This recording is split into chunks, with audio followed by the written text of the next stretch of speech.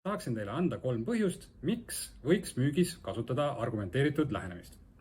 Esiteks, kriitilise meelega ärikliendist tarbijad ootavad sageli, et neile põhjendataks, miks on just üks või teine toode parem kui teine ja mitte ainult ei põhjendaks, vaid tooks sinna juurde ka head faktilist tõestust.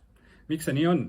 Tarbijakäitumise uuringud on tegelikult näidanud, et see on tüüpiline nähtus juhul, kui võimaliku toote ostja tajub kas tootega seotud riske suurena või tajub selle toote hinda suurena või siis täitsa mõlemat.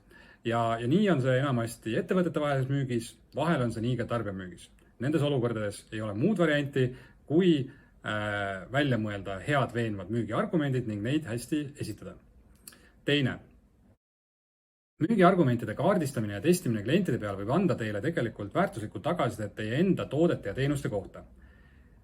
See võib anda teile aimu sellest, et te ei ole oma toote või teenuse puhul läbi mõelnud mingeid aspekte, mis teie kliente vägagi huvitavad. Näiteks, kui toodate plastmassist aiamööblit, kasutades seejuures ära ka vana plasti, siis teie tarbijate huviks võib olla lisaks sellele, et kui palju te täpselt ikkagi taaskasutate plasti, see, kui palju kasutate te taastuvatest allikatest pärit energiat. Ja kui teil neid numbreid parasjagu käepärast võtta ei ole, siis võib-olla tagasiside sellisele argumendile viitab, et peaksite neid numbreid hankima. Samas võib välja tulla, et ainuüksi numbritest ei piisa, vaid tegelikult see tarbijate tagasiside viitab sellele, et võib-olla olekski aeg oma tehas 100% taastuvenergial tööle panna.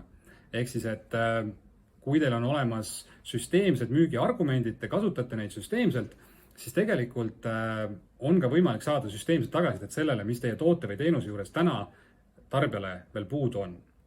Kolmandaks, aitab argumenteeritud müük ja müügiargumentide kaardistamine kaasa sellele, et teie ettevõtte müük ei sõltu sellest, kes parasjagu selles meeskonnas on.